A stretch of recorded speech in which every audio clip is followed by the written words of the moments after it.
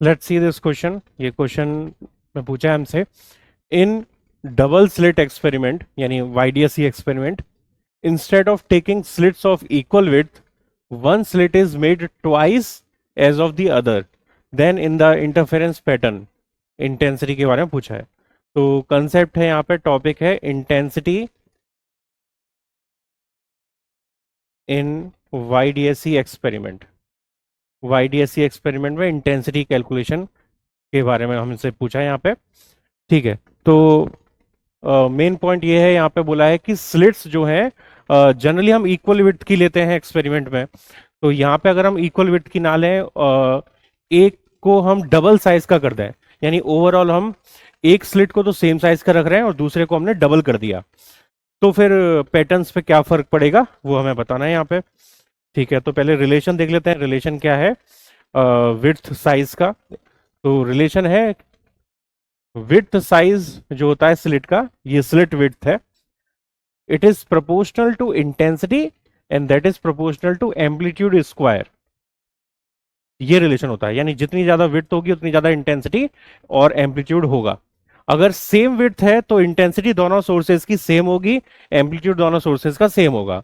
अगर सेम नहीं है तो सेम नहीं होगा। ठीक है, अब यहां पर ब्राइट और डार्क फ्रिंज जब बनती हैं तो मैक्सिमम इंटेंसिटी वाले पॉइंट को ब्राइट फ्रिंज बोलते हैं, मिनिमम इंटेंसिटी वाली फ्रिंज को डार्क फ्रिंज बोलते हैं।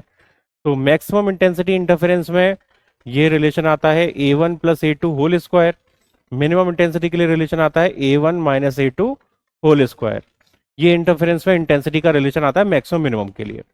अब यहां पर अगर हम प्रीवियस केस लें जहां पे स्लिट विड्थ सेम है, अगर स्लिट विड्थ सेम है तो ये जो वैल्यू आएगी ये मैक्सिमम वैल्यू होगी जो इसमें पॉसिबल है, करेक्ट। और यहां पे जो वैल्यू आएगी वो मिनिमम, जो सबसे मिनिमम वैल्यू पॉसिबल है वो वैल्यू आएगी, यानी जीरो, करेक्ट। तो स्टार्टिंग में इसकी वैल्यू मैक्सिमम जितनी पॉसिबल थी वो थी, यहां पर जीरो वैल्यू थी।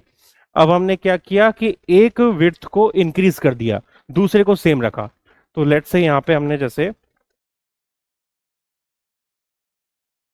विड्थ वन को इंक्रीज किया, डबल कर दिया, मैं इंक्रीज लेके चलता हूं।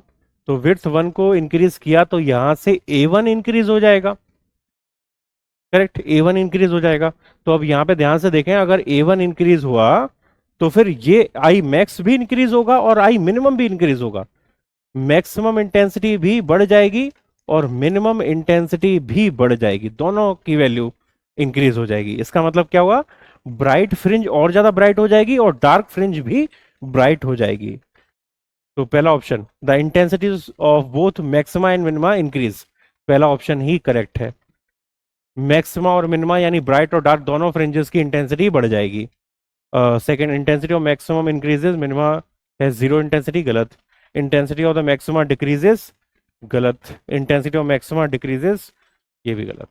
तो दोनों की इंटेंसिटी ही राइज कर जाएगी, दोनों ही ज्यादा ब्राइट बन जाएंगी, दोनों टाइप की फ्रिंजेस।